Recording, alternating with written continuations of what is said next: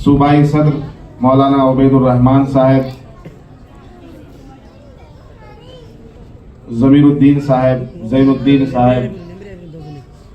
और अभी जो मौलाना तकरीर कर रहे थे और दीगर तमाम जिम्मेदारान व ओहदेदारान, मेरी इज्जतदार माओ और बहनों, अजीज दोस्तों,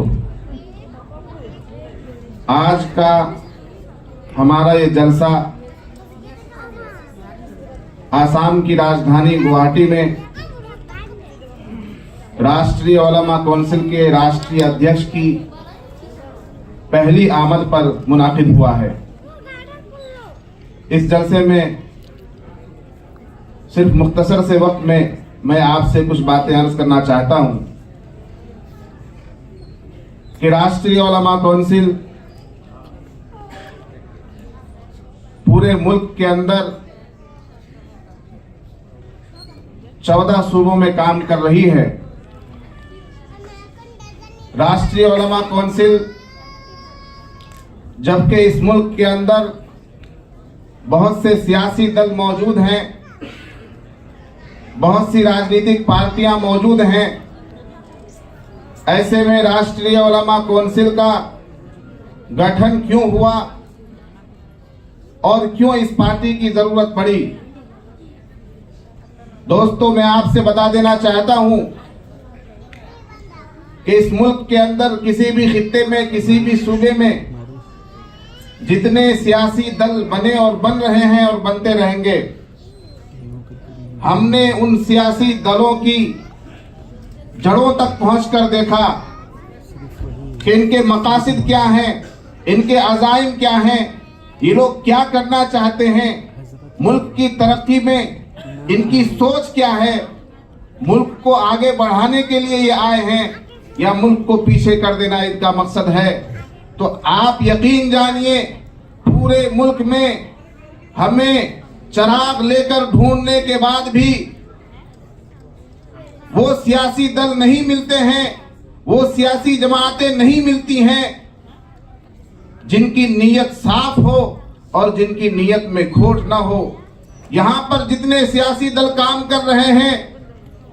आसाम से लेकर केरल तक और कश्मीर से लेकर मेघालय तक, ये तमाम के तमाम दल अपने मफाद के तय काम कर रहे हैं। इनके सामने सिर्फ और सिर्फ अपना मफाद है और ये अपने फायदे के लिए अपने ईमान से खेल जाते हैं, अपने उसूल से खेल जाते हैं, अपने मकासद को बदल देते हैं, अपने अज़ाइम को बदल देते हैं। ये तमाम सियासी दल लोगों को ठगने का काम कर रहे हैं। आपने अभी देखा, कुछ दिन पहले लोकसभा इलेक्शन की तैयारी के लिए कुछ लोगों ने, जो अपने आप को सेकुलर दल कहते हैं, उन तमाम दलों ने मिलकर एक गठबंधन और एक इत्तिहाद बनाया। लेकिन हम उसे गठबंधन नहीं बल्कि ठगबंधन कहते हैं, इसलिए कि आपका जो इत्तिहाद है, आपका जो ये गठबंधन है, इसका नाम अगरचे आप इंडिया रख दें, अगरचे आप इसका नाम भारत रख दें, लेकिन भारत के जन जन की बात नहीं करता।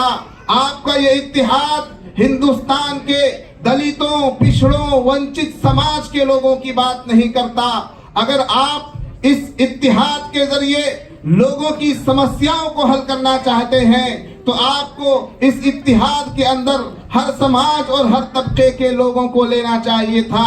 आज जो लोग जातीय जनगणना की हिमायत में काम कर रहे हैं, वो आपको असेंबली में भी और पार्लियामेंट में भी और राज्यसभा में भी जातीय जनगणना की हिमायत में बात करते हुए तो नजर आएंगे, लेकिन जब उनका गठबंधन बनेगा और वो कोई इत्तिहादी प्लेटफॉर्म बनाएंगे, तब किसी जाति की बात नहीं करेंगे, तब पिछड़े समाज की बात नहीं करेंगे, तब दलितों और वंचित लोगों की बात नहीं करेंगे। अगर तुम वाकई जातीय जनगणना की हिमायत में हो और चाहते हो कि इस मुल्क के अंदर हर जाति को उसकी संख्या के मुताबिक, उसकी शरह तादाद के मुताबिक हिस्सा दिया जाए, तो जो गठबंधन तुम बना रहे हो, अगर किसी समाज का आदमी इस हिंदुस्तान के अंदर अगर मुख्तसर तादाद में है तो उन्हें भी आपको अपने गठबंधन में शामिल करना पड़ेगा। लेकिन अफसोस की बात यह है कि इस मुल्क के अंदर सबसे बड़ी अकलियत तुम्हारे मुताबिक, वरना हम तो अक्सरियत में हैं ये कहते हैं,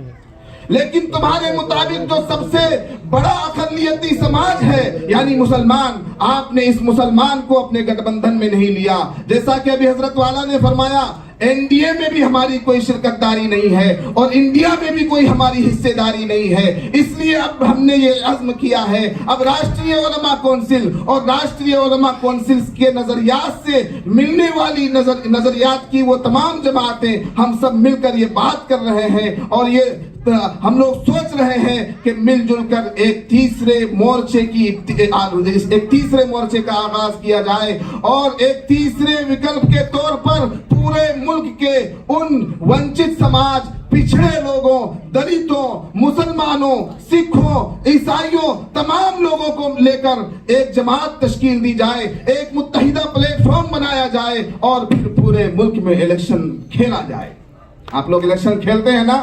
जितने लोग यहाँ आए हुए मौलाना साहब, मैं आपकी हिम्मत की दाद देता हूँ। जो अभी इससे पहले आसामी जुबान में बयान कर रहे थे, वो कह रहे थे मैं कि लोकसभा इलेक्शन लड़ने का मेरे अंदर अज़्म है, मैं आपकी हिम्मत की दाद देता हूँ। आप जरूर इलेक्शन खेलिए, यहाँ पर इलेक्शन खेला जाता है और ये मुझे ये ताबीर बहुत अच्छी लगी। वाकई इलेक्शन खेलना चाहिए, लड़ना नहीं चाहिए। तो आप सभी लोग जितने जिम्मेदार यहाँ हैं, जिले के जिम्मेदार, स्टेट के जिम्मेदार, आप सभी को मैं दावत देता हूँ कि आप हर इलेक्शन में इलेक्शन खेलिए। चुनाव खेलेंगे इंशाअल्लाह, हाथ उठाइए, इंशाअल्लाह चुनाव खेलेंगे, हम लोग खेलेंगे सभी लोग इंशाअल्लाह। आसाम की जितनी समस्याएं हैं और सबसे बड़ी समस्या जैसा कि अभी हमने सुना कि एनआरसी और डी वोटर की समस्या है, इस समस्या को हम सिर्फ जिला लेवल पर नहीं, सिर्फ स्टेट लेवल पर नहीं, दिल्ली तक जाकर ये राष्ट्रीय उलमा कौंसिल की टीम को आप जानते नहीं, आप इनकी तारीख पढ़िए। इन्होंने आजमगढ़ से लेकर दिल्ली के जंतर मंतर तक जुल्म के खिलाफ, आतंकवाद के खिलाफ, साजिश के खिलाफ, फेक इनकाउंटर के खिलाफ वो लड़ाई लड़ी कि इस हिंदुस्तान की तारीख में ऐसी लड़ाई किसी जमात ने नहीं लड़ी है मेरे दोस्तों। ये राष्ट्रीय उलमा कौंसिल वो जमात है कि जुल्म के खिलाफ इसने आवाज उठाई और लोगों को इसकी आवाज पर कान धरना पड़ा।